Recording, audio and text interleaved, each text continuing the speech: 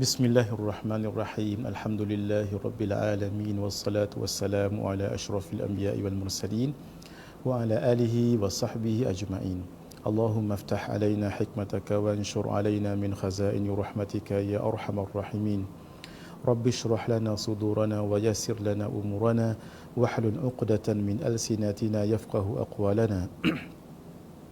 ولا حول ولا قوة إلا بالله العلي العظيم ولا حول ولا قوة إلا بالله العلي العظيم ولا حول ولا قوة إلا بالله العلي العظيم. اللهم بارك لنا في شعبان وبلغنا رمضان وأعنا على الصيام والقيام وغض البصر وحفظ اللسان وقراءة القرآن يا رحيم يا رحمن يا كريم يا منان. وصلى الله تعالى وسلم على سيدنا محمد وعلى آله وصحبه أجمعين والحمد لله رب العالمين. خير ما أحييكم به تحية الإسلام وتحية الإسلام السلام. السلام عليكم ورحمة الله وبركاته. Alhamdulillah, sidang penonton yang dirahmati Allah Subhanahu wa taala, kembali kita mengaji kitab ringkasan fiqh puasa dan pada hari ini kita akan masuk pada tajuk yang baru, perkara-perkara yang membatalkan puasa, muka surat 21. Sama-sama mari kita lihat. Perkara-perkara yang membatalkan puasa. Maksud, kalau dibuat perkara-perkara ini, walaupun tidak keseluruhannya, walaupun hanya satu, dia akan membatalkan puasa. Cuma nanti kita akan bicarakan di sini, membatalkan puasa itu ada dua. Satu, membatalkan pahala puasa. Tetapi puasa itu sah, tidak perlu diqada. Yang kedua, membatalkan memang puasa itu sendiri jadi batal. Maka nanti kerana batalnya puasanya itu akan diqadakan pada selain daripada Ramadan, kalau puasa itu puasa Ramadan. Katalah dia berpuasa puasa sunat, sama juga. Perkara yang membatalkan puasa, sama ada puasa sunat ataupun puasa wajib, sama juga.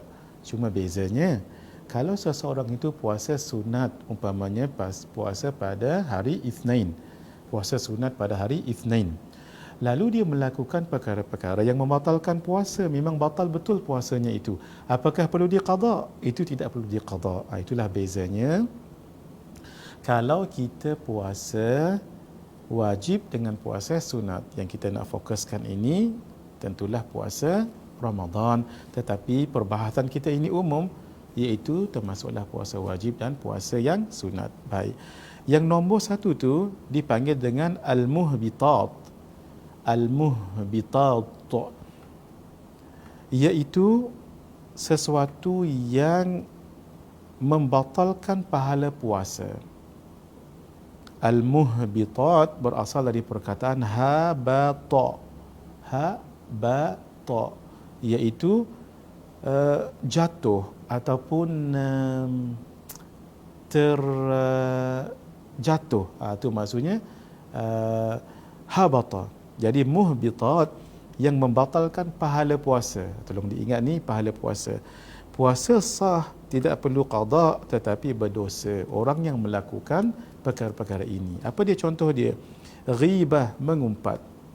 Mengumpat, menyebut keburukan orang lain di belakang orang tu, bukan maksudnya di belakang betul-betul, tidak, ketika ketiadaan orang tadi tu, dan yang disebutkannya itu betul tetapi yang melibatkan suatu kekurangan. Contoh, orang itu orang yang gagap ketika bercakap, lalu dia pun bagi tahu dengan kawan dia, orang yang gagap tadi tak ada kat situlah, kamu tahu tak si Zaid itu gagap, kamu tahu? Gagap itu memang betul ada pada Zaid. Itu adalah suatu kekurangan yang ada padanya. Kekurangan maksudnya dari segi zahir, dari segi batin, itu semuanya datang daripada Allah, tidak ada yang tidak elok. Maka dia menyebut kekurangan orang tadi itu di belakang orang itu ataupun ketiadaannya, ketika ketiadaannya, dan perkara itu betul, tu namanya ghibah, mengumpat, backbiting kalau dalam bahasa Inggerisnya itu. Tapi kalau dia menyebut sesuatu yang tak betul pun, create the story, maksudnya perkara ni dia buat sendiri, bukan pun benda ni betul-betul berlaku pada orang itu. Contoh, kamu tahu tak dia tu gagap? Walau dia bukan gagap, ini namanya slandering ataupun fitnah. Itu beza. Beza ghibah, mengumpat, dengan fitnah. Baik, yang pertama. Yang kedua, namimah. Namimah ini mengadu domba, ataupun kalau bahasa moden ini dipanggil gosip. Suka buat gosip, yang cerita-cerita yang menyebabkan orang itu berkelahi antara satu dengan yang lain. Itu namanya namimah. Bohong, iaitu menceritakan sesuatu yang tidak benar pada realitinya, pada waqi'nya. Itu maksudnya bohong. Contoh, kamu tahu orang tu mencuri, walhal dia tak mencuri. Itu cerita ini cerita bohong. Benda ini batal tak puasa? Tidak, tetapi membatalkan pahala puasa, malah dia itu berdosa. Melihat perkara yang haram atau halal tetapi dengan nafsu syahwat. Melihat perkara yang haram itu sudah kita tahu. Melihat sesuatu yang halal tetapi dengan nafsu syahwat. Melihat perempuan umpamanya dengan pandangan biasa, itu hukumnya tidak mengapa.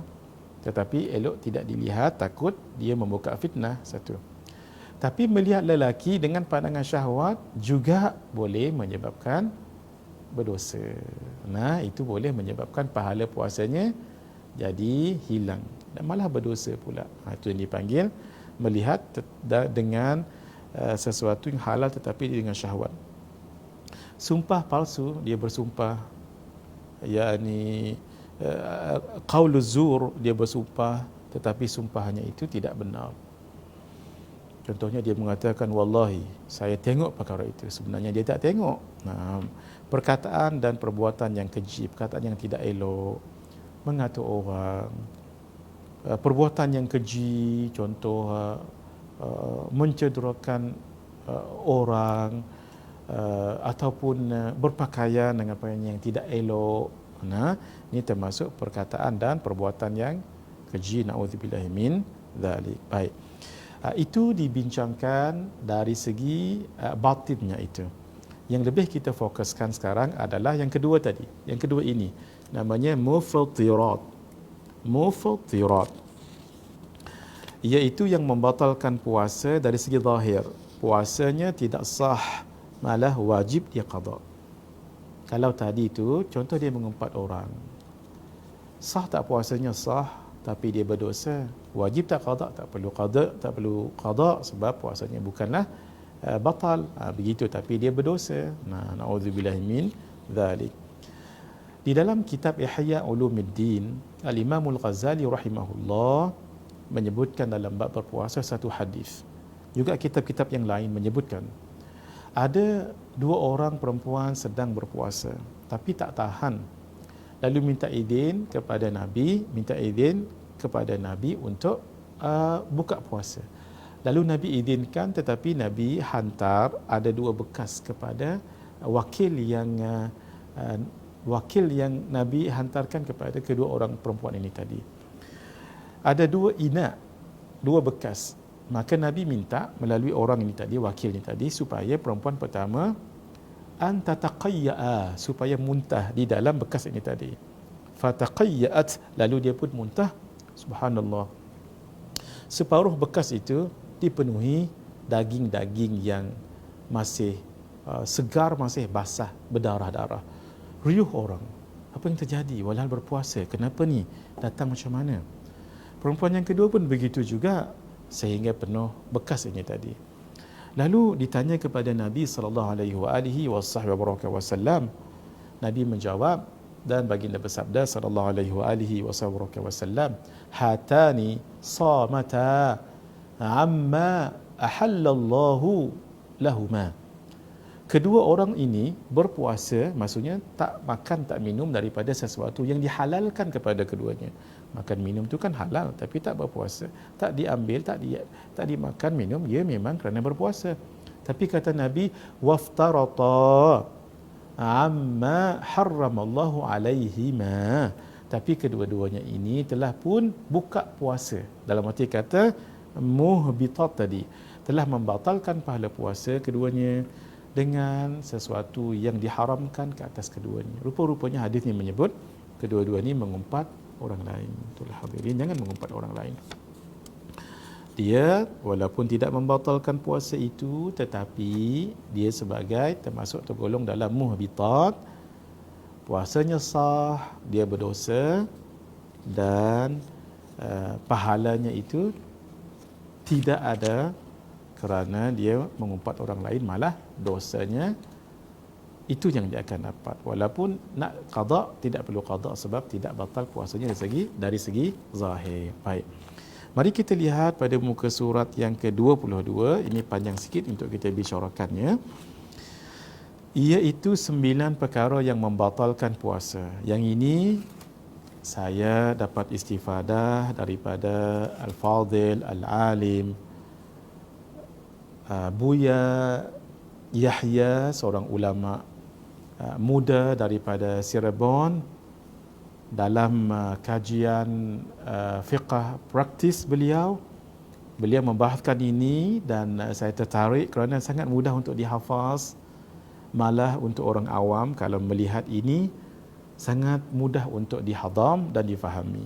Lalu kita buat dalam bentuk yang sebegini, tuan-tuan, puan-puan pun ada juga sama-sama pada muka surat 22. 9 perkara yang membatalkan puasa, ada yang mengatakan 10, tetapi 9 ini yang disebutkan di sini dirangkumkan dan dibahaskan oleh Buya Yahya kita sangat lengkap dan sangat menyeluruh. Mari kita lihat sama-sama. Saya bahaskan ini dahulu, kemudian kita akan syarahkan. Pertama sekali, memasukkan sesuatu ke dalam rongga badan. Itu satu. Yang kedua, muntah dengan sengaja. Ketiga, jima walau tidak keluar air mani. Keempat, keluar air mani walau bukan jima. Yang kelima, haid. Yang keenam, nifas. Yang ketujuh, wiladah. Yang ke-8, hilang akal. Dan yang ke-9, murtad.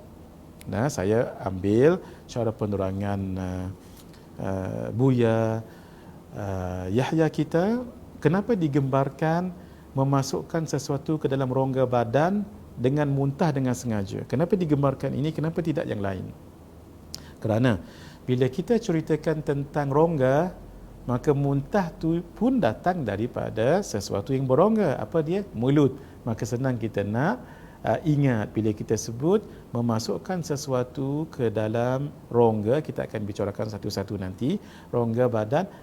Muntah dengan sengaja juga datang daripada rongga, iaitu mulut. Suatu digembarkan satu dengan dua. Baik.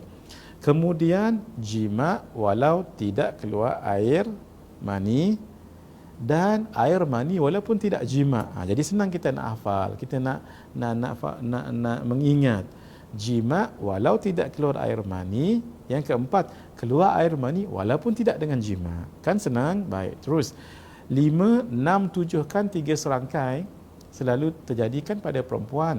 Haid, nifas dan wiladah. Sudah senang kita hafal. Seterusnya, hilang akal. Hilang akal itu kemudian barulah murtad. Sebab orang yang murtad itu seperti tak ada, hilang pertimbangannya, akal. Akal yang sihat, tidak mungkin orang itu akan murtad. Sebab agama yang benar al-Islam. Al-Islam ya'lu wa la yu'la alaih. Ketika dia memilih agama Islam, sedangkan al-Islamu ya'lu. Islam itulah yang paling tinggi, wa la yu'la alaih. Tidak ada yang lebih tinggi daripadanya. Ketika dia memilih agama yang lain, seolah-olah dia tak ada waras dah. Jadi hilang akal, sebab itu diletakkan di murtad itu. Jadi senang kita nak ingat. Yang pertama sekali, memasukkan sesuatu ke dalam rongga badan dan muntah dengan sengaja. Yang kedua, jima walaupun tidak keluar air mani. Keempat, keluar air mani walaupun bukan jalan jima. Seterusnya 3 serangkai, haid, nifas dan wiladah. Kemudian hilang akal, kemudian murtad. Nah, mari kita lihat satu-satu. Memasukkan sesuatu ke dalam 5 rongga. Apa dia 5 rongga? Rongga ini dalam perbahasan fiqh dipanggil al-manfadh al-maftuh ataupun manfadhun maftuhun. Manfas, ruang maftuh yang terbuka. Ruang yang terbuka adalah rongga yang terbuka. Ada berapa? Ada 5. Mari lihat sama-sama. 1, mulut. Apakah rongga yang paling dekat dengan mulut? Bukankah hidung? Sebab itu kita letak lepas mulut, hidung. Bukan saya yang letak, ini Buya Yahya yang susun. Ini menunjukkan Masya Allah, Allah anugerah beliau, mudah-mudahan Allah panjangkan umur beliau dalam kebaikan, ditambahkan keberkatan ilmu beliau, dan kita mendapat manfaat daripada ilmu-ilmu beliau. Allahumma amin. Diringkaskan sebegitu oleh beliau, jadi mudah kita nak ingat. Kenapa? 5 rongga yang terbuka itu dia berkaitan, dekat-dekat. Apa dia? Mula-mula mulut. Yang paling dekat dengan mulut tentulah hidung. Yang paling dekat dengan hidung tentulah telinga. Kemudian baru kita turun di bawah. Di bawah itu kita bicarakan dulu yang di hadapan tu namanya qubul, barulah yang di belakang tu namanya dubur. Kan senang kita ingat semula ya, sama-sama dengan pejam mata kita ingat. Pertama sekali mulut, yang kedua hidung, ketiga telinga, yang keempat qubul, yang kelima dubur. Tetapi ada syaratnya, mari kita lihat. Untuk mulut diingat, sesuatu ain yang masuk ke dalam mulut tidak semestinya batal, tapi syaratnya hendaklah jangan ditelan. Sesuatu masuk di dalam rongga, kalau ditelan di sini ha, ini tempat yang paling luar ni dengan makhraj ha ini maka jangan ditelan. Kalau ditelan itu yang batal. Kerana itu kalau ditelan sesuatu maka jadi batal. Kalau tak ditelan tidak batal. Umpama saya ambil siwak saya ini, lalu saya letak di dalam mulut ketika berpuasa, apakah batal? Jawabnya tidak, kerana saya tidak menelannya. Satu. Yang kedua, katalah aiskrim. Aiskrim kita letak di dalam mulut. Aiskrim tu jadi cair dalam mulut ini. Apakah batal? Belum batal lagi. Selama mana jangan ditelan. Kalau ditelan barulah batal. Baik. Tapi jangan saja-saja letak dalam mulut. Jangan. Contohnya ada budak, anak kita pegang aiskrim, takut mengotori masjid umpamanya. Kita pun letak dalam mulut. Masya Allah. Bukan kata tak boleh, boleh. Banyak lagi cara. Bola plastik pun boleh. Pasal apa bola dalam mulut pun kita tak tahu. Takut nanti berlaku begini. Aiskrim tadi boh dalam mulut, selama mana tak ditelan maka tidak membatalkan puasa. Tapi kalau dia boh dalam mulut, tiba-tiba dia terkejut, lagu mana bunyi bising ke, bunyi dentuman ke, letupan ke, dia pun terkejut, dia pun tertelan, hukumnya batal. Pasal apa? Pasal dia telah meletakkan perkara tadi, aiskrim tadi itu diletak di dalam mulutnya, itu jadi batal. Boleh? Baik. Tapi ada juga sesuatu yang letak dalam mulut, kalau ditelan tak batal. Itu kena lihat apa dia. Hanya satu sahaja, air liur. Tapi air liur itu mestilah ada 3 syarat. Satu, air liur sendiri. Jangan ayak liur suami, jangan. Ayak liur isteri ke, jangan. Air liur sendiri. Ni air liur dalam kita ni. Saya teringat almarhum guru kami, iaitu Tuan Syekh As-Sayyid Syekh Fadli Yamani, rahimahullahu rahmatan wasi'ah. Dan mudah-mudahan kita mendapat ilmu, manfaat ilmu beliau. Allahumma amin. Guru kita ini Syekh As-Sayyid Fadli Yamani. Syekh Fadli Yamani, beliau pernah sebut tentang air liur. Waktu beliau sekolah dulu, kata beliau tengok ada orang meludah sana, meludah sini. Kenapa air liur? Air liur ni jadi dirasakan macam tak selesa ataupun boleh membatalkan. Sebenarnya tidak membatalkan. Malah air liur yang kita telan ketika berpuasa itu, kata beliau, barakah. Barakah hadirin. Di samping dia membasahkan mulut, air liur tu kan air liur yang keluar kerana ketaatan puasa. Bukankah bila kita minumnya, bukan minumlah maksud kata telan, maka itu suatu yang baik. Jadi tidak mengapa. Jadi syarat air liur untuk diminum, untuk ditelan maksud saya, dia mesti air liur sendiri, jangan air liur orang lain. Satu. Nombor 2, masih dalam mulut, jangan keluar lagi. Jangan dikeluar di bibir ni. Tu tak boleh. Dia masih dalam lagi kita telan, maka hukumnya sah. Yang ketiga, dia dalam mulut, air liur sendiri dan tak bercampur dengan benda lain. Kalau dia bercampur dengan aiskrim magnolia, batal. Ataupun dengan darah, batal. Kecuali gusi kita yang tak apa, dah tak boleh dah. Kita cuba nak buang darah keluar sikit-sikit tu maafu, dimaafkan. Boleh nah? Baik. Jadi untuk mulut tadi apa dia? Sesuatu yang masuk dalam mulut tidak secara mutlak batal.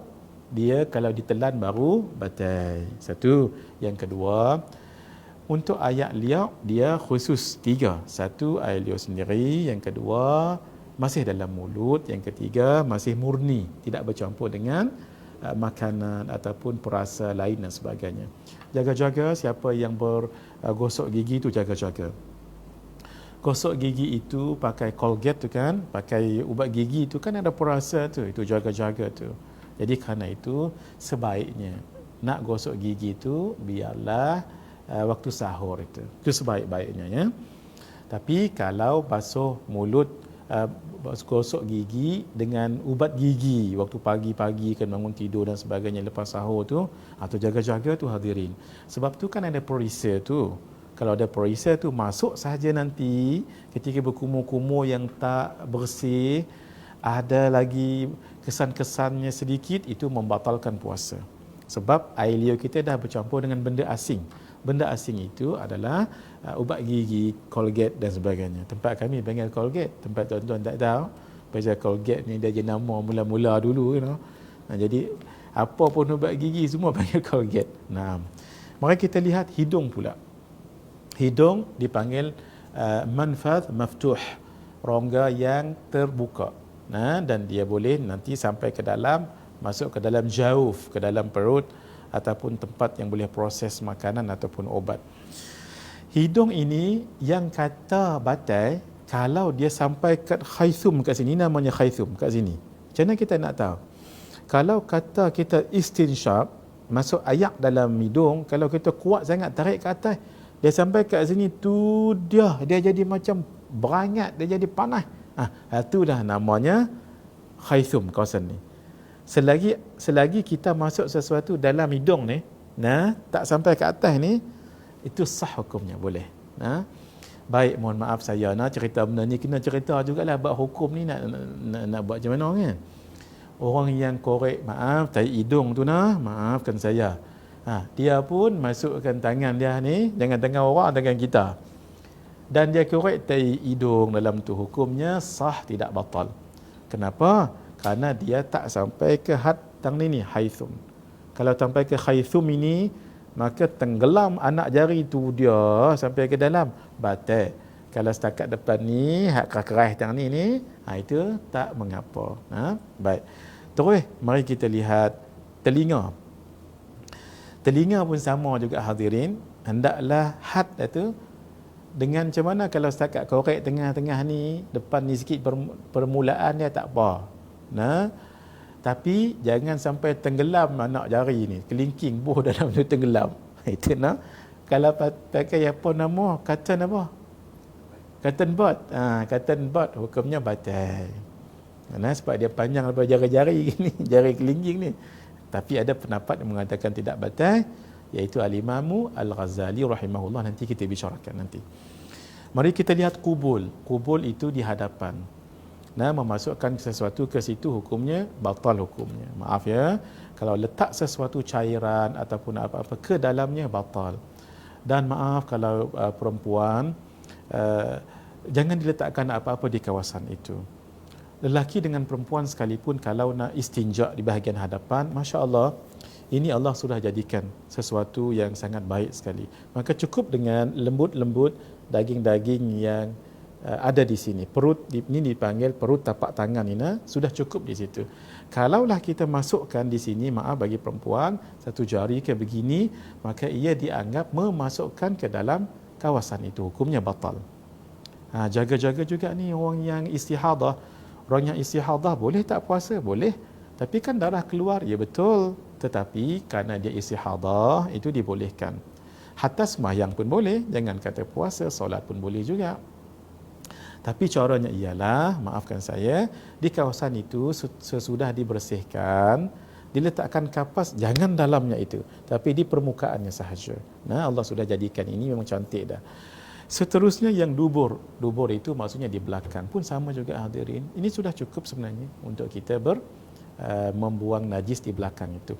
Kalaulah diletakkan satu ini dan masukkan ke dalam itu hukumnya batal.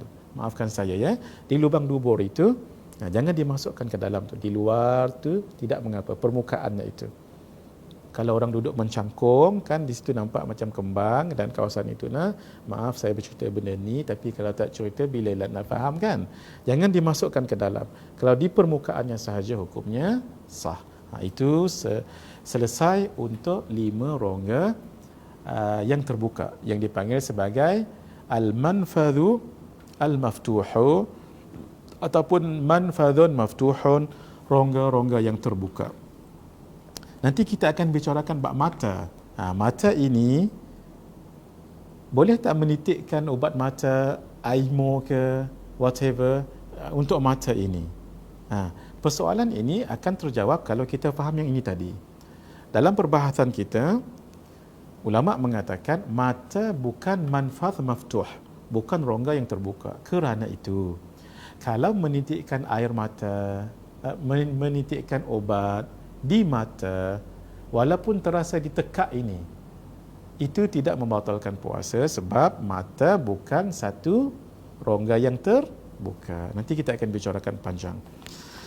Mari kita lihat muntah dengan sengaja. Muntah dengan sengaja dalam kitab fiqh menyebut dia jolok-jolok, muntah. Itu satu. Yang kedua, kadang-kadang dia muntah pasal dia tengok benda yang menjijikkan. Dia ni, kalau tengok benda jijik, muntahlah dia. Kalau bangkai, lagi dia muntah. Bangkai tikus, lagilah dia muntah. Orang lagu ni, kalau dia dah biasa lagu tu, track record dia memang lagu tu. Tengok bangkai, muntah. Tengok benda najis, muntah. Tengok benda kotor, muntah. Tengok benda menjijikkan, muntah. Kalau dia muntah, mesti tengok bangkai lah tu. Ni orang lagu ni, dia tak pernah fail. Orang lagu ni, kalau dia tengok dan dia muntah, dia dianggap dengan sengaja muntah itu. Walaupun bukan dia buat-buat muntah tu kan, tapi dia memang track record dia. Tengok bangkai je muntah, tengok bangkai je muntah. Dah banyak tahun dah, kalau dia muntah mesti tengok bangkai ni. Tapi beza dengan orang, dia kalau tengok bangkai biasa tak muntah apa, biasa-biasa je pun. Dia pun biasa bersihkan bilik dan sebagainya. Tapi kali tu lagu mana tak tahu, dia tengok tu dia bangkai tikus dengan berulat dengan apa, dia tak tahan muntah. Itu dianggap tidak membatalkan puasa kerana dia muntah bukan sengaja. Sebab track record dia jaranglah muntah kata, tapi hari itu teruk sangat dah kata bau dia lain sangat. Maka dia dianggap sah sebab dia tidak muntah dengan sengaja. Baik. Yang seterusnya adalah jima walau tidak keluar ayak mani. InsyaAllah yang ini dan yang seterusnya kita akan sambung selepas ini dengan izin Allah Subhanahu wa taala. Kita berhenti sebentar. Hadza wabillahi taufiq wal hidayah. Wassalamualaikum warahmatullahi wabarakatuh. Soalan daripada saudara Wan Shah tentang perkara khilafiyah. Kadang-kadang kumpulan A kata boleh, ini kata tak boleh, umpamanya zikir selepas solat dan sebagainya. Hadirin, pertama sekali, apabila kita bertembung dengan perkara khilafiyah sebegini, hendaklah kita tanya kepada orang yang ahli bidang dia. Kalau dalam Malaysia kita ini, kita ada mufti, kita ada para asatidah di jabatan mufti, di jabatan Jabatan Agama Islam Negeri dan sebagainya. Jangan sembarang, jangan tanya dengan YouTube, jangan tanya dengan internet, jangan. Kenapa? Sebab kadang-kadang orang yang bagi jawapan itu bukan ahli dalam bidang itu. Dia hanya membaca sahaja apa yang orang tulis dan dia tidak menghadam dan faham pun tentang perkara itu. Asasnya semua benda, contohnya kunut, zikir selepas solat, nyering tak nyering, maulid Nabi, baca usalli ketika nak solat, bersalam selepas solat dan yang lain-lain, ini namanya perkara khilafiyah. Bila perkara khilafiyah, perkara ini ada dalil, tetapi dalilnya itu bersifat dhanni. Inilah yang disebut di dalam bahasa hukum qat'iyyut thubut dhanniyut dilalah.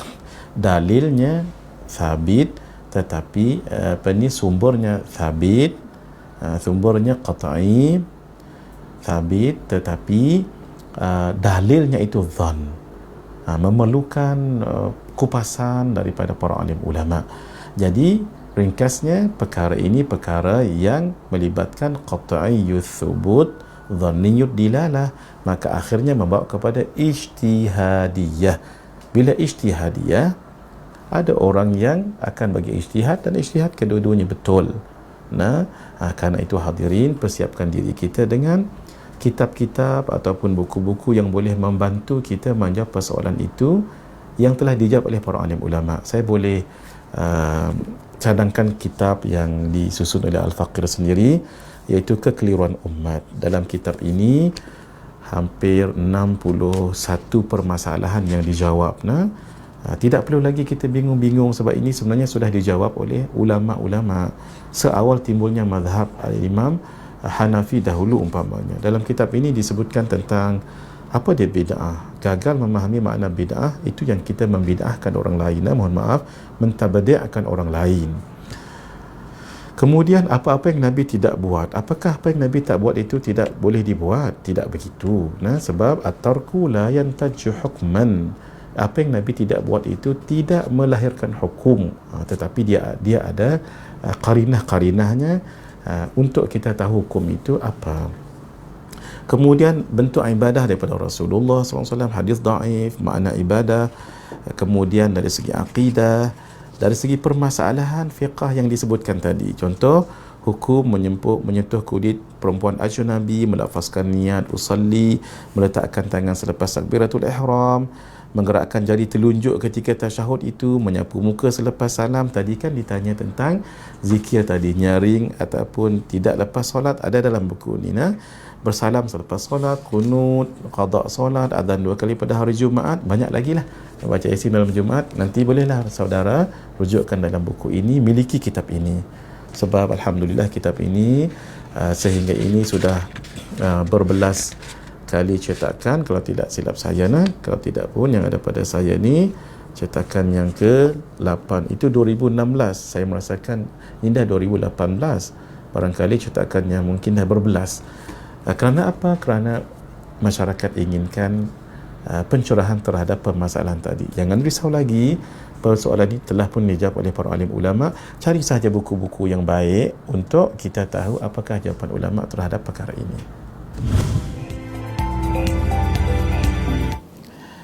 Bismillahirrahmanirrahim. Assalamualaikum warahmatullahi wabarakatuh. Kita kembali menyimak dan mengaji 9 perkara yang membatalkan puasa. Sudah kita sebutkan yang pertama sekali, memasukkan sesuatu ke dalam rongga badan.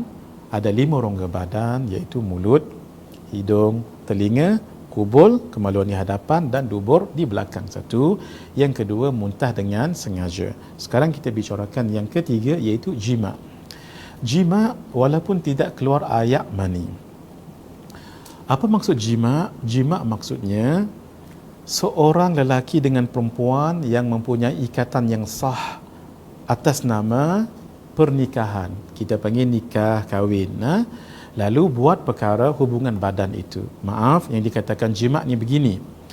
Seorang lelaki memasukkan hasyafahnya, memasukkan, alat sulitnya sehingga tenggelam hasyafahnya. Maafkan saya, benda macam ni agak sulit nak dibicarakan, tetapi untuk ilmu kita bicarakannya. Baik. Katalah pen saya ini, maka ini alat sulit lelaki. Di sini kan dipanggil kepala dia. Kepala lelaki itulah yang dipanggil hasyafah. Yang dikatakan sebagai jima' apabila hasyafah ini masuk, mohon maaf, ke dalam isterinya itu dan tenggelam kepalanya tadi tu. Itulah namanya jima'. Walaupun tak keluar air mani. Ya, kalau berlaku hubungan itu walaupun tak keluar air mani, kepala alat sulit suami tadi, masuk dan tenggelam ke dalam hasyafah, itu namanya jima'. Maka ketika itu batal puasanya. Boleh? Berbeza dengan kalau dia dia masukkan sesuatu ke sini. Memasukkan sesuatu. Dan kena, ya Allah, maafkan saya macam mana nak cerita ni ya. Tak masuk pun tetapi keluar air mani. Batal tak puasanya? Hukumnya batal puasanya. Kenapa? Walaupun bukan disebabkan jima, tapi disebabkan keluar air mani. Nombor berapa? Nombor 4 tu. Boleh ya? Itu satu. Yang kedua, maaf sekali lagi, kalau dia memasukkan hasyafahnya tapi tak tenggelam hasyafah, maksudnya separuh saja, kepalanya tak masuk habis, maka dia batal tak puasanya? Dia tidak batal puasanya, tetapi yang batal puasanya adalah orang tadi tu. Mohon maaf, batal puasanya sebab dia anggap jima. Dan yang orangnya tadi pun batal puasa juga. Tetapi dalam bab kafarah tidak dikenakan kafarah, sebab kafarah yang puasa 2 bulan berturut-turut nanti kita akan bicarakan, dia mesti tenggelam hasyafahnya itu. Itu kita akan bicarakan lebih panjang. Maaf hadirinnya, penonton saya ceritakan ini sebab kalau tak diceritakan, bila lagi kita nak tahu hukum ini secara detail ya. Jadi itu maksudnya jima. Baik. Ini sebenarnya termasuk juga zina. Tetapi kenapa dalam kitab fiqah tak disebut zina? Walau zina sama juga. Maaf ya, memasukkan benda itu ke dalam benda itu. Kenapa? Sebab ulama mengatakan orang yang baik, orang yang beriman, yang bagus tidak akan berzina. Dan zina itu satu yang fahsyak, satu yang jijik. Sebab itu tidak disebutkan. Walhal perbahasan tentang zina itu sama dengan yang jima tadi itu. Apa bezanya? Jima ada hubungan yang sah suami isteri. Kalau zina tidak ada hubungan yang sah, tapi perlakuannya itu sama. Kalau dia berzina dan macam tadi tu, maka batal puasanya, tambah nanti dia kena kafarah. Baik.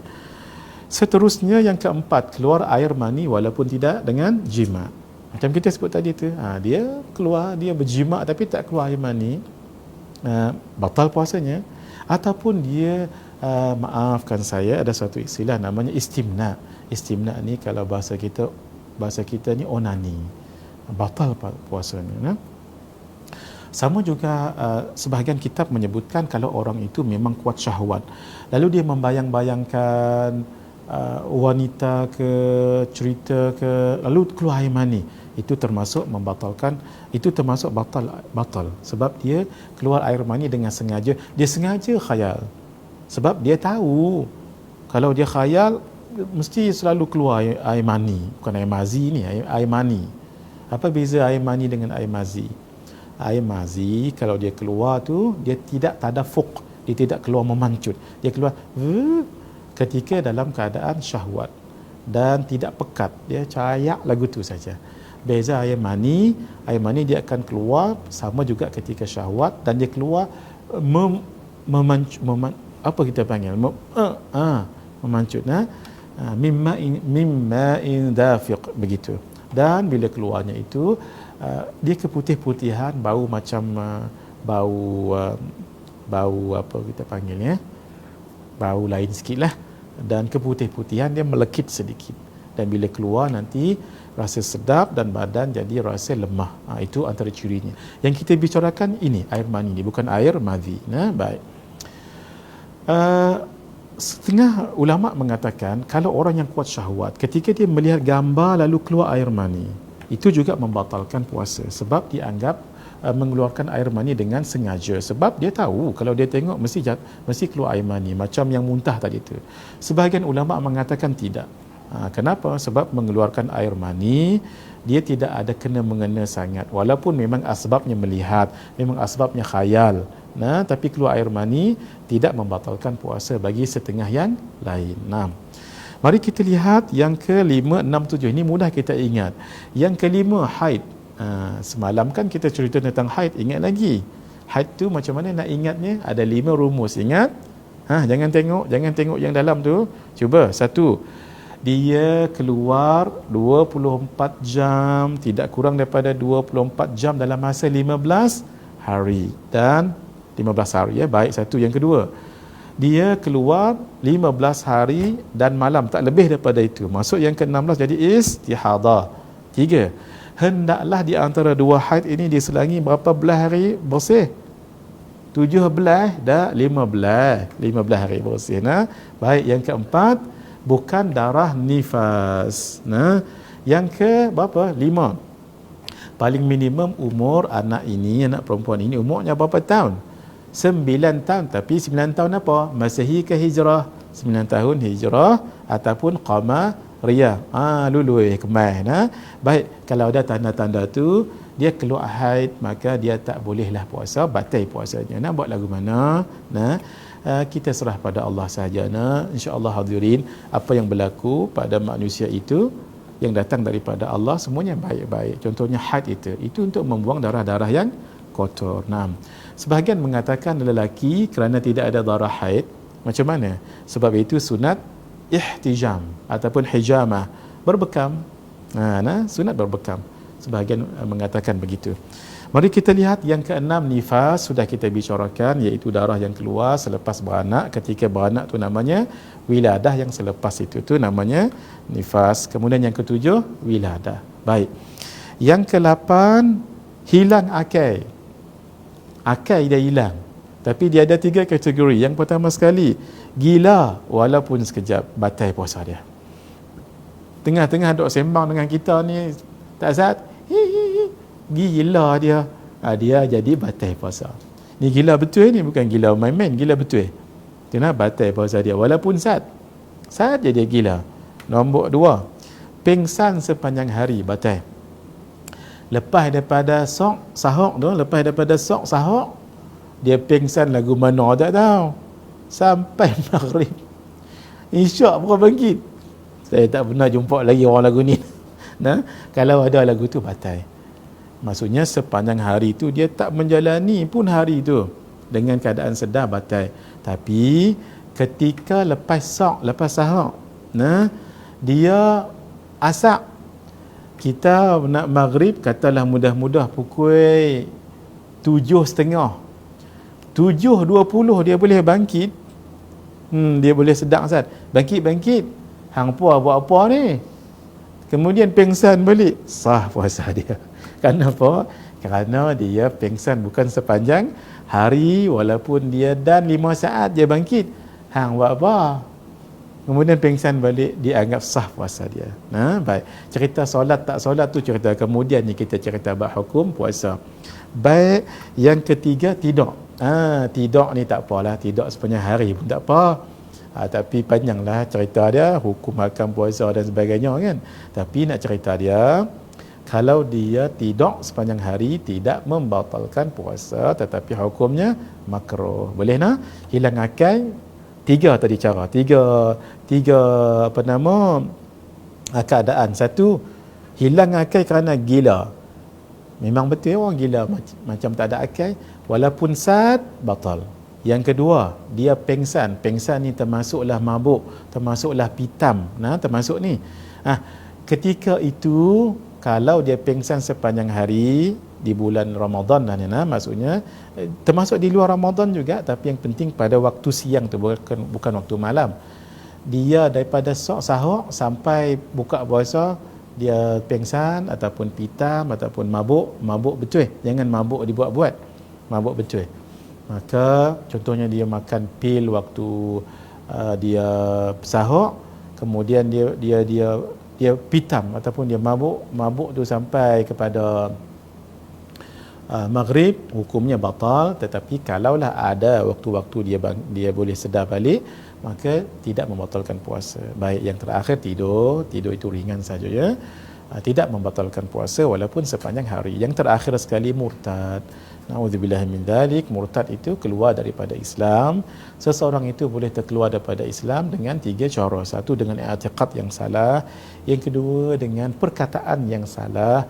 Yang ketiga, dengan perbuatan yang salah. Umpamanya begini, Dia ambil Al-Quran lalu dilemparkan di dalam qadurat. Qadurat Bismillahirrahmanirrahim. Alhamdulillah tandas dan sebagainya. Itu murtad wassalamu sebab ala dia asyrafil sudah anbiya'i wal mursalin merendah-rendahkan wa ala Islam. alihi Kalau wa dia dengan sahbihi ilmu dia buat ajma'in. benda tu. Allahumma Tapi kalau dia aftah tak alaina tahu, hikmataka maka dia wa tidak anshur dianggap alaina min murtad, khazaini maka rahmatika dia ya dianggap arhamar hukumnya rahimin. berdosa besar. Rabbi shrah lana Itulah sudurana wa hadirin yassir 9 lana perkara yang umurana boleh membatalkan wahlul 'uqdatan puasa min secara umum alsinatina dan mudah yafqahu kita nak aqwalana. ingat. Baik.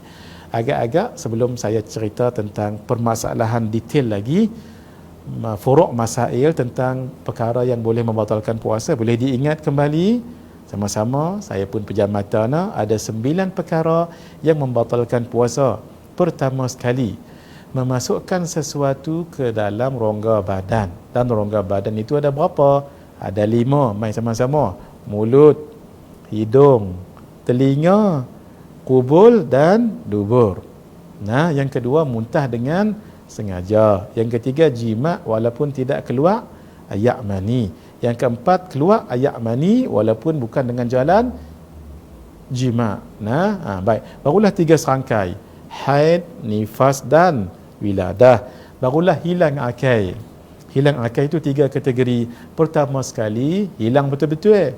Itu namanya apa? Gila. Gila walaupun dia sad. Yang kedua, dia mabuk, pitam ataupun dia pengsan. Tapi syarat sepanjang hari. Mana-mana waktu dan dia sedar lagi, maka tak membatalkan puasa. Yang terakhir, tidur walaupun sepanjang hari tidak membatalkan puasa. Kemudian yang terakhir, murtad. Alhamdulillah ya rabbil alamin. Selesai di situ. Baik. Hadirin, mari kita perhalusi perbahasan kita tadi. Tadi cara untuk kita menghafal. Mudah kita hafal, dan bila dah faham di situ, permasalahan yang kecil-kecil jadi mudah. Mari kita lihat sama-sama. Di dalam kitab Nailur Raja disebut rongga yang terbuka dipanggil manfadh maftuh. Itu apa dia yang kita sebutkan tadi? Mulut, yang paling dekat dengan mulut, hidung, kemudian telinga, kemudian kubul dan dubur. Mata tidak termasuk. Alhamdulillah, bermakna kalau kita bubuh ubat mata dan yang lain-lain melalui mata tidaklah membatalkan puasa. Mari kita lihat ya. Dalam kitab Zainul Talib, air liur bercampur dengan darah dan dengan darah gusi yang berdarah. Gusi itu berdarah, susah nak elak. Maka air tadi kan bercampur dengan darah, tidak batal. Ma'fu, dimaafkan sebab ada masyaqqah untuk menghilangkannya. Satu. Dalam kitab yang sama, air liur di bibir mulut, kalau ditelan batal. Kan kita sebut tadi tu. Air liur 3 syarat dia tak batal. 1, masih dalam mulut. 2, air liur sendiri. 3, tidak bercampur dengan benda-benda yang lain. Darah tadi kan bercampur, betul, tetapi darah tadi dianggap dimaafkan sebab bukan senang nak membuangkannya. Air liur yang dikumpul di atas lidah. Lidah kita ni kumpul, keluarkan lidah daripada mulut. Macam budak-budak dululah nak. Telan semula, tidak membatalkan. Ya, ini disebut di dalam kitab Zainul Talib. Ayat liak ni waktu budak-budak dululah, boh dalam tu saja dia jelir lidah dia dengan kawan, kemudian dia masuk balik, telan balik, tak mengapa. Pasal dia bukan keluar daripada mulut dengan cara keluar daripada bibir ni, tapi dengan lidah yang memang sudah sedia ada di dalamnya, itu tidak mengapa. Baik. Harus ataupun boleh tukang masak merasa makanannya jika diperlukan sahaja. Merasa saja. Gitu. Tapi jangan telan batal lah. Sebab kita sebut tadi sesuatu jangan ditelan.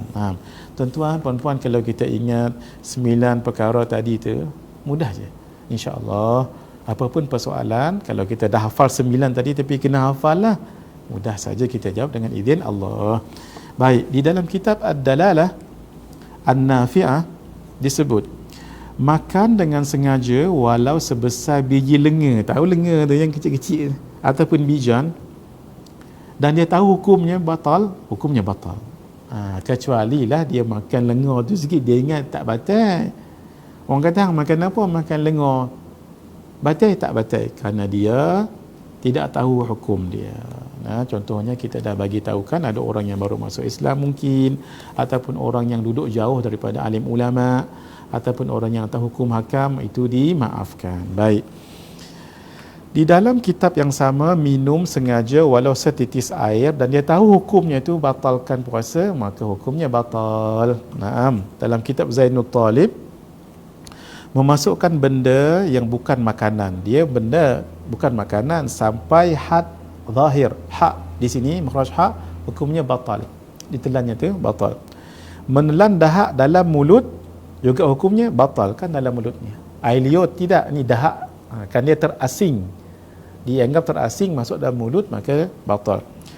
Air wuduk termasuk ke dalam mulut tidak sengaja, saya sudah bicarakan tadi. Basuhan pertama terminum sah, kedua terminum sah, tiga terminum sah, empat terminum batal.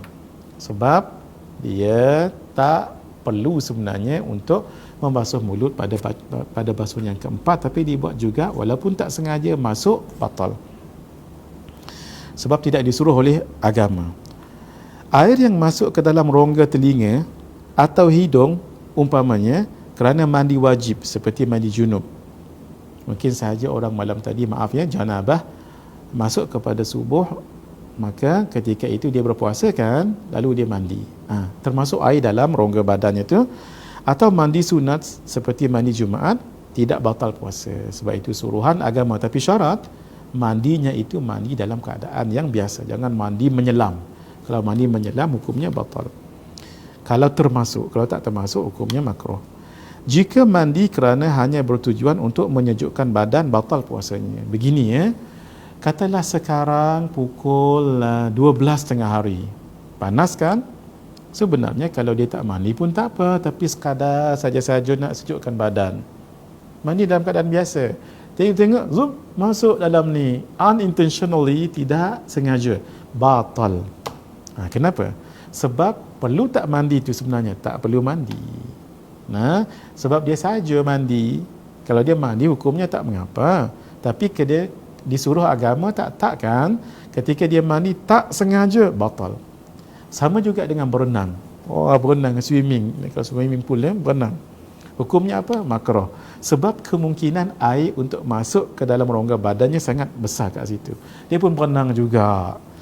Dah rumah dia ada kolam renang contohnya, ataupun di mana-mana kolam renang, berenang-renang tiba-tiba termasuk air di telinga baik, di mulut baik, batal. Kenapa? Berenang itu tidak perlu. Berbeza kalau dia menyelamatkan orang lain. Contohnya abang ngaji melihat seseorang jatuh di sungai baik, di kolam ataupun di swimming pool, dia pun berenang. Oleh kerana tak ada skill berenang, adalah skill berenang tingkatan 1 dulu tu. Tara nak sampai 5-6 kali masuk air. Hukumnya sah. Kerana dia bukan sengaja. Yang kedua, dia menyelamatkan nyawa orang lain. Baik. Mari kita lihat, menggosok gigi dengan ubat gigi. Bukankah bercampur air leo dengan ubat gigi masuk mulut sampai had yang zahir? Sini batal. Jaga-jaga ni yang basuh, yang guna ubat gigi, kita dah sebutkan tadi ya. Paling bagus bila tu? Gosok gigi waktu sahur tadi. Nanti tak payah gosok gigi lagi. Di dalam kitab I'anatul Talibin, dalam kitab Fathul Qarib Al-Mujib, disebutkan merokok batal kerana memasukkan sesuatu ke dalam rongga badan. Baik, itu melibatkan mulut. Sekarang melibatkan hidung. Korek hidung tidak batal kecuali had khaythum. Dekat sini tadi sudah saya bicarakan panjang, cukup di situ. Telinga. Dalam kitab Zainul Talib, air masuk telinga atau hidung. Telinga atau hidung. Ketika mandi wajib, mandi junub, atau mandi sunat seperti mandi Jumaat tidak batal. Sebab itu suruhan syarak. Tapi jangan berlebih-lebihan.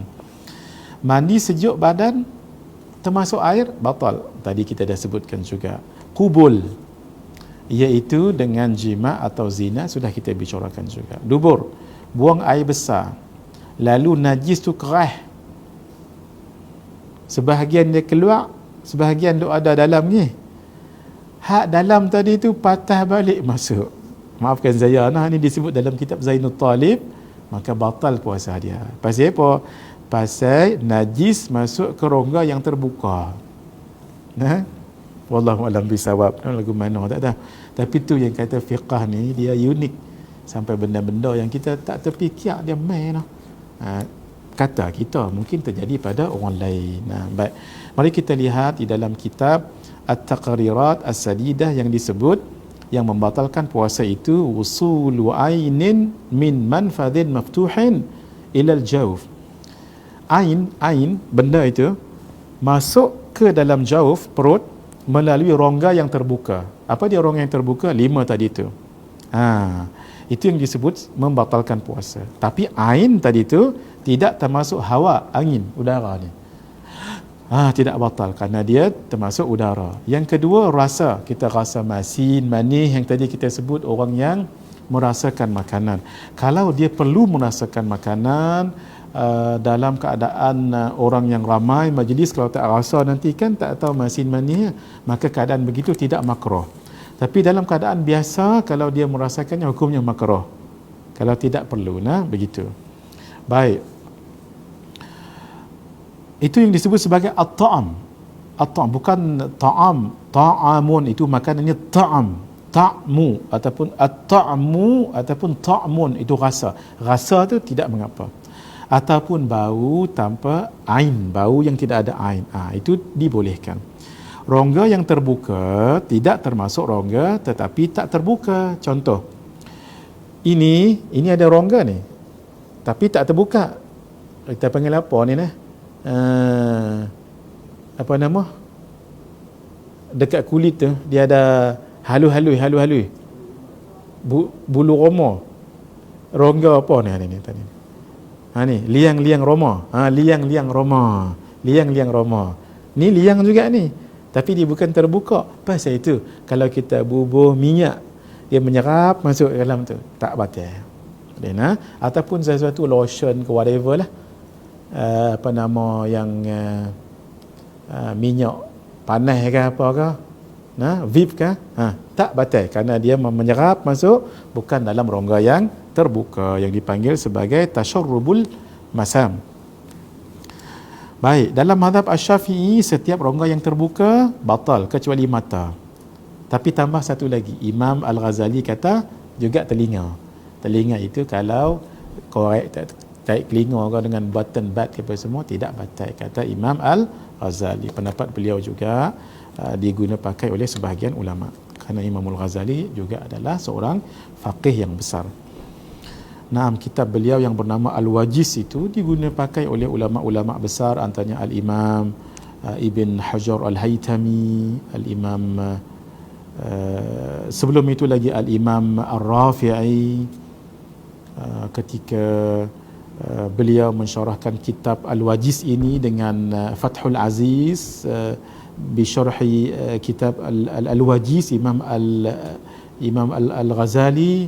Demikian daripada kitab Al-Wajiz jugalah timbul kitab Rawdatul Talibin yang dikarang oleh Al-Imam An-Nawawi dan seterusnya. Kitab ini sangat dipakai di dalam mazhab kerana itu Imam Al-Ghazali bukan sebarang orang. Beliau memang terkenal dengan kesufian, tetapi beliau juga faqih yang besar. Buktinya apa? Buktinya beliau guru beliau yang bernama Al-Imam Abdul Malik Al-Imam Al-Juwaini menulis kitab yang besar namanya Nihayatul Matlab, hampir 40 jilid tebal. Dan Nihayatul Matlab ini sebenarnya beliau syarahkan daripada mukhtasar-mukhtasar, iaitu kitab Mukhtasar Al-Muzani, Mukhtasar Al-Buwaiti dan yang lain-lain. Anak-anak murid Imam Asy-Syafi'i yang disebut Ashabul Wujuh, beliau ambil kitab-kitab mukhtasar, beliau syarah menjadi sangat tebal, hampir 40 jilid, namanya Nihayatul Matlab. Jadi ketika meninggal Al-Imam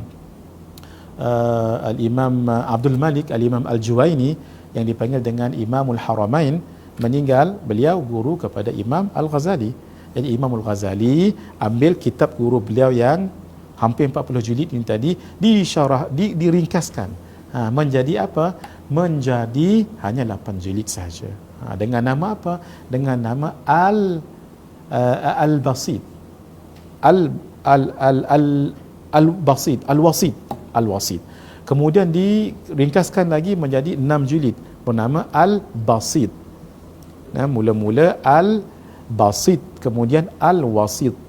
Nah, mula-mula al-basit daripada 40 jilid tadi ni diringkaskan menjadi 8 jilid, tu namanya al-basit.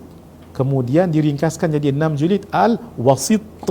Kemudian diringkaskan jadi 3 jilid al-wajiz yang saya sebutkan tadi itu. Kemudian diringkaskan lagi 1 jilid namanya al-khulasah. Ini semua Imam Al-Ghazali yang buat.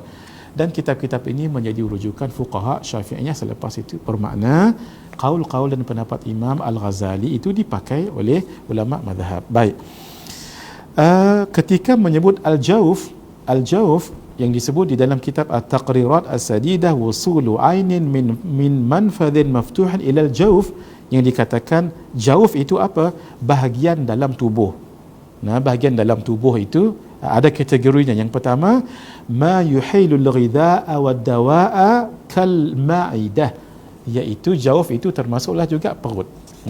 Masya-Allah. Yang kedua, bahagian dalam yang boleh memproses makanan dan obat, termasuklah perut. Ada juga yang tak memproses makanan tetapi obat, itu termasuk otak. Kata dalam kitab ini. Maka pendapat yang asah dalam mazhab kita Asy-Syafi'i, kalau sesuatu masuk ke dalam jawf, ini perut, daripada rongga yang terbuka, kita sebut 5 tadi, batal. Walaupun tidak dapat memproses makanan dan obat. Sebagai contohnya, maaf ya, telinga, dia bukan boleh memproses obat dan makanan. Termasuk juga kemaluan, tak boleh memproses. Nah, kalau daripada hidung terus masuk ke perut kan. Kemudian mulut masuk ke perut kan. Jadi itu boleh memproses makanan dan obat. Ini walaupun tidak memproses makanan dan obat, tetapi masuk daripada ruang yang terbuka, batal. Itu pendapat asah. Tapi ada pendapat muqabil mengatakan tidak. Kalau ia tidak boleh memproses makanan dengan obat, contohnya kemaluan, mana boleh memproses? Contohnya telinga, mana boleh memproses? Ketika itu obat yang masuk melalui telinga, melalui kemaluan, pendapat ini mengatakan tidak, batal. Tapi pendapat ini pendapat muqabil, pendapat yang asah yang dipegang adalah pendapatnya batal. Ada beberapa lagi hadirin, nanti kita akan sambung untuk pengajian akan datang dengan izin Allah Subhanahu wa taala. Hadza wa billahi taufiq wal hidayah. Wassalamualaikum warahmatullahi wabarakatuh.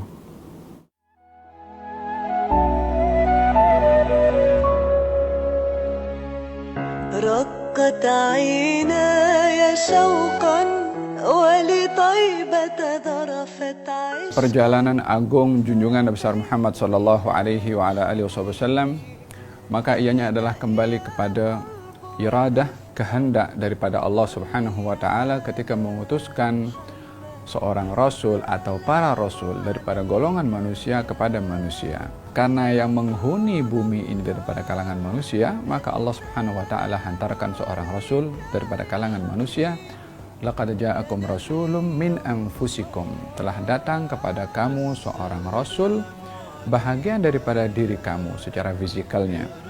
Qul innama ana basyarum mithlukum yuha ilayya, katakan wahai Rasulullah Muhammad, saya ini adalah basyarun, manusia seperti kamu, melainkan saya diberi wahyu oleh Allah Subhanahu wa taala.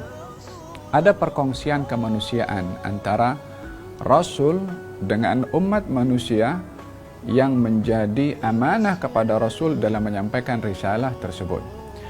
Maka oleh karena ada perkongsian fisikal antara manusia dengan manusia yang lain, dan dipilihnya seorang rasul daripada kalangan manusia supaya manusia mudah meneladani contoh dan tauladan daripada manusia sendiri, karena tidak mungkin akan terfikirkan oleh seorang manusia meneladani jin atau meneladani malaikat disebabkan oleh karena perbezaan asal ciptaannya.